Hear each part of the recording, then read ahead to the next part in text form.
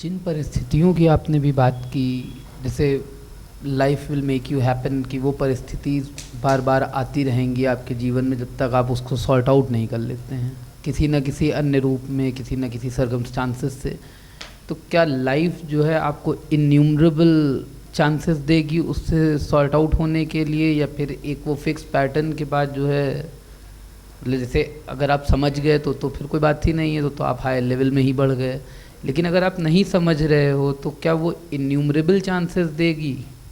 आपकी जो परिस्थितियां बार बार आ रही हैं वो हैं एक ही जैसी, किसी न किसी रूप में अलग अलग उसमें आ रही हैं, तो वो कब तक आपका पीछा करेंगी? इन्यूमरेबल चांसेस तो देखिए कहीं नहीं होते, लाइफ में भी नहीं होते, क्योंकि ये बॉडी माइंड एक एपरेटस है, इंस्ट्रूमेंट है। ये जितना बर्दाश्त कर पाएगा उतने ही चांसेज होंगे। जैसे कई सारे गैजेट एक सीमा के बाद रिपेयर नहीं होते, कभी तो थोड़े से रिपेयर हो जाते हैं, कभी फॉर्मेट करके रिपेयर हो जाते हैं, कभी कंडीशन वो हो जाती है कि वो रिपेयर नहीं होंगे, अब वो डिसमेंटल ही होंगे। तो ज़िंदगी बहुत सारे मौके देती है हमारे लिए। वो इन्यूमरेबल जैसे जान पड़ सकते हैं, क्योंकि वो अगर रोज़ पे रोज़ कोई परिस्थिति बन रही तो लगेगा बहुत मौके आ गए, लेकिन मौके बहुत हैं। एक सीमा के बाद अगर हम उनको नहीं पकड़ते हैं तो वो बंद हो जाते हैं। फिर ज़िंदगी एक सेट रूटीनी पैटर्न पे चल रही होती है, और जो इस बॉडी माइंड का डिजाइंड डिज़ोल्व होने का मोमेंट है वहाँ तक पहुँचती है, वो डिज़ोल्व हो जाता है, फिर नया इंस्ट्रूमेंट तैयार होता है। इतना होता है, लेकिन उसको पकड़ना बहुत ज़रूरी है, मौक़ों को पकड़ना। इसी तरह से देखिए गाइडेंस, इंट्यूशन, हर चीज़ को पकड़ना जरूरी। इन्यूमरेबल नहीं आता कोई चीज़। और जैसे इवन क्रिएटिविटी, कई सारे लोग होते हैं जो इनिशियली बहुत क्रिएटिव होते हैं, उनको आइडियाज़ जंप करते हैं उनके अंदर, और वो कई सारी चीज़ें अच्छी कर सकते हैं, लेकिन अगर वो अवेयर नहीं है और सब चीज़ों को जाने देते हैं, उनको कैच नहीं करते, तो एक टाइम के बाद एक इम्यूनिटी डेवलप हो जाती है, वो आइडियाज़ फिर उनके पास नहीं जंप होते, उनकी क्रिएटिविटी बैरन हो जाती, बंजर हो जाती। बहुत सारे लोग ऐसा जानते हैं। और इसी तरह से कोई भी चीज़ आपको जैसे कोई एहसास होता है, आप उसको जितनी जल्दी पकड़ना सीख लेते हैं उतनी जल्दी ही वो और बढ़ते हैं, फिर वो और आएंगे, और अच्छी चीज़ें आएंगी। वही सवाल गाइडेंस का है। अगर हम गाइडेंस को कैच करते हैं तो हमारे लिए वो कदम कदम पर स्पष्ट होता जाएगा। हम नहीं कैच करते हैं तो हमारे कान में ही लाउड स्पीकर बजता रहेगा, लेकिन हमारे लिए वो सब धुंधला हो चुका होगा, हमें कुछ भी दिखाई नहीं देगा। तो इसीलिए सारी की सारी जो स्पिरिचुअल सीकिंग है वो हमारी अलर्टनेस पर बेस्ड है।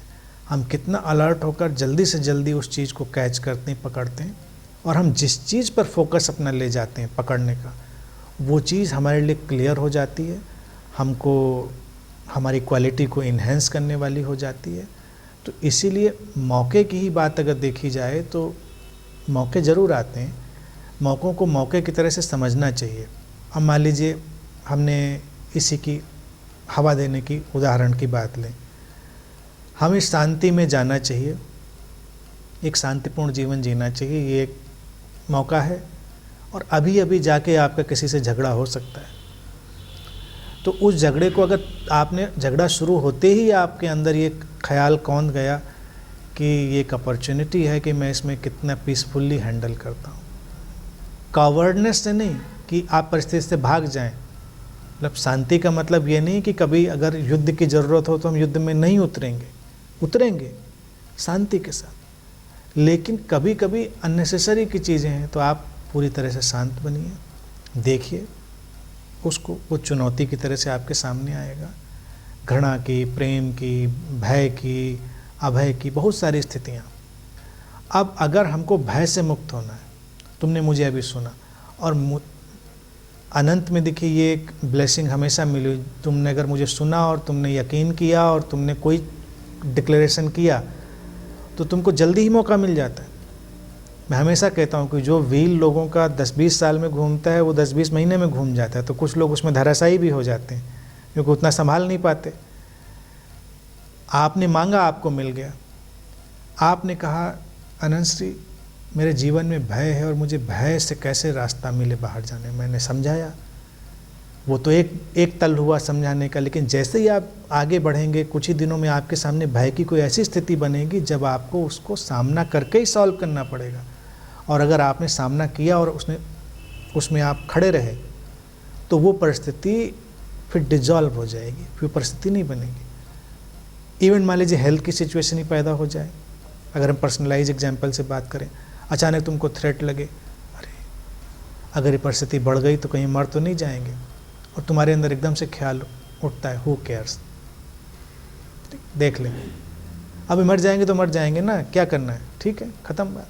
आपने बिल्कुल शांति से उसको हैंडल किया, तो हो सकता है जो बीमारी भी तुम्हारा पीछा कर रही थी वो अचानक मिरेकुलसली हील हो जाए, क्योंकि वो बीमारी ना होकर तुम्हारे लिए एक अलार्म थी, तुम्हारे फियर से बाहर ले जाने का एक अलार्म थी। वो अलार्म बजा, तुमने उसके सामने घुटने नहीं टेके।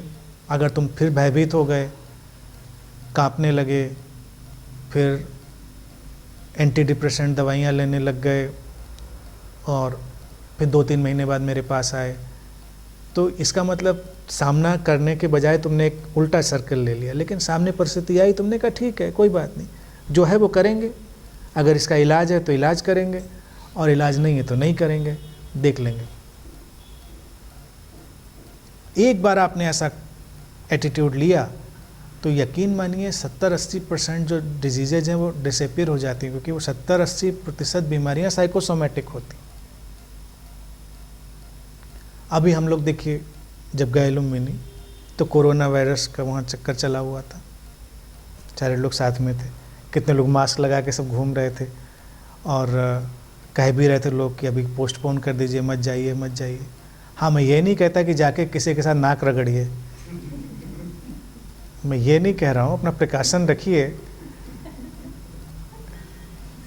रखिए अपना, लेकिन डरिए नहीं, डर के मत करिए काम।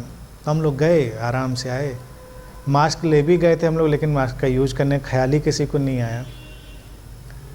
अब बाकी का तो नहीं पता, मेरा तो अपना पता था, साथ के लोग हो सकता है मेरे वायरस से इन्फेक्टेड हो जाते, मेरा भी वायरस काफ़ी स्ट्रांग होता है कोरोना की तरह, तो मेरा वायरस तो मुझे क्लियर था कि अगर भाई मान लीजिए इसी तरह से चीज़ें ख़त्म होनी हो तो ठीक है, बढ़िया है, झंझट ख़त्म।